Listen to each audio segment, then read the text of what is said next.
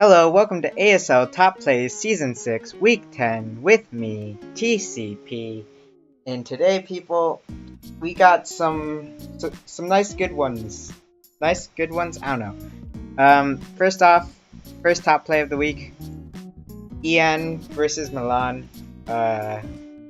So, first turn, Milan decides to Swords Dance as Ian decides to Ice Beam, predicting the Stealth Rocks. And then turn 2, he shows the Protect Tech to out-tech a Z move from this SD Garchomp. So this Slowbro is not going anywhere. It's taking nothing from this devastating Drake. 27% from a Z move. That would have killed without the Protect. But Ian, being nice with his prep, realizing that for Milan to break through Slowbro, he needs to Z move it. So the Protect Tech just there, being nice. Really nice from Ian. Moving on, we have Hutch versus TJ. The battle that happened like 3 weeks before week 10, but is week 10 battle anyways. We have the Steelix versus this Uxie. Steelix sets up Stealth Rocks pretty easily on the Hidden Power Ground, which did nothing to that Steelix. So TJ has a few options he can do.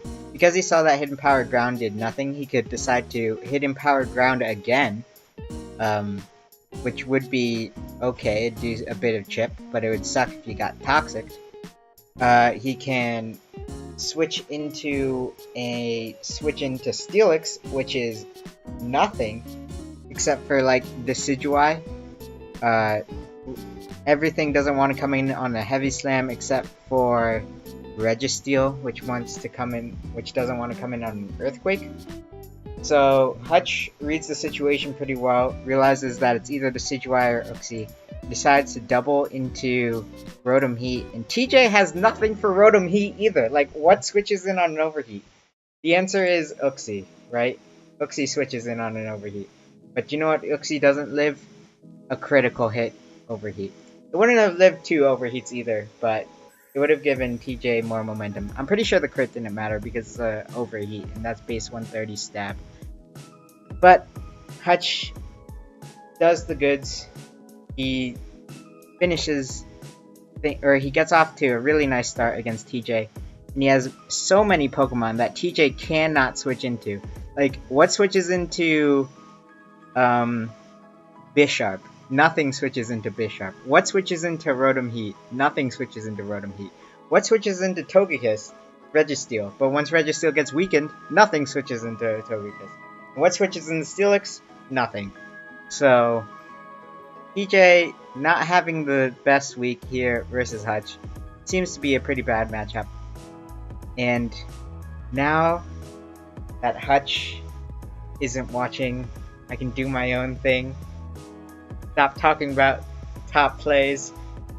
Start talking about things I found cool this week, because, to be honest, not too many amazing plays, but there were some interesting things that I found cool that I wanted to talk about this week. So don't tell Hutch I'm doing this to his precious top plays. But first off, we have me versus Shadow. In comes Dredagon on an Earthquake. And I'm pretty sure this is at the wrong point in the battle, so shh, don't tell Hutch. I'm very professional, I swear. So anyways, Darmanitan Flare Blitzes into a Dredagon, and I just find it so satisfying. Well, not when it's happening to me and I'm dying, but I find it really satisfying just to see Rocky Helmet, Rough Skin, Recoil all at once. Like, the one thing that's more satisfying than like someone pretty much taking half of their health away for nothing is when an Arm Thrust 5 hits a Rocky Helmet Rough Skin Pokemon and literally just kills itself. That's a bit more satisfying than this, but this was something I found a bit satisfying after going back through these battles, and seeing something about those damage ticks. This really... I shouldn't be talking about this anymore. Anyways, moving on. We have Vish versus Brett. Vish decides to go for a Volt Switch. In comes Gliscor. And Toxicor Baspate. Vish goes for another Volt Switch, trying to capitalize on something like a U-turn or a switch or a double. And it doesn't work out. But the Gliscor goes for an Earthquake, predicting a switch into anything. It's pretty obvious. I think it was revealed earlier that Rotom is choice locked. And now, this was something I didn't even realize watching the battle like the first 3 times. And not reading chat and all of that stuff. This Gliscor is not Poison Heal. It is slowly dying. So, because it doesn't seem like Brett doesn't have Rock Slide, Vish can just stay in here, Volt Switch internally, for free. Why? Why does an electric type get to Volt Switch on Gliscor 3 times before it gets to Volt Switch away?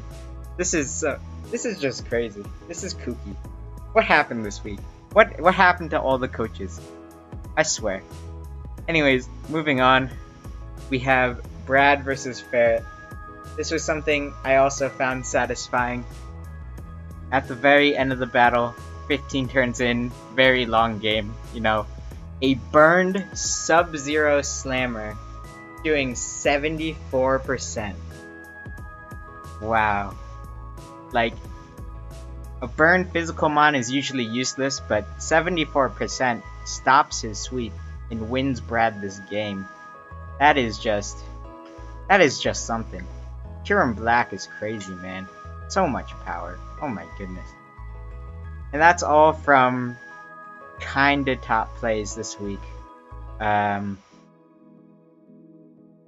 Maybe next week will be more top plays and less going behind Hutch's back and doing my own thing. Anyways, see you next time during week 12. Bye.